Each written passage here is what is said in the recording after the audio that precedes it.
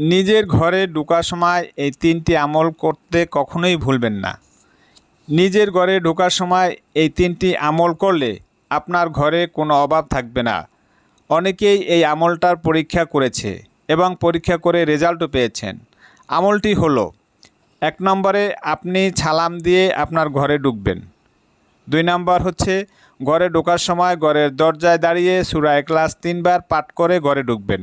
3 নম্বর, আপনি রাতে ঘুমানোর সময় যখন দরজা বন্ধ করবেন তখন আউযু বিল্লাহি মিনাশ শাইতানির রাজিম বলে দরজা বন্ধ করবেন এবং ঠিক সকালবেলা যখন দরজা বন্ধ করে বের হবেন তখন আউযু বিল্লাহি মিনাশ শাইতানির রাজিম বলে দরজা বন্ধ করে বের হবেন। ইনশাআল্লাহ এই আমলটি প্রতিদিন করলে আপনার ঘরে কোনো অভাব থাকবে না।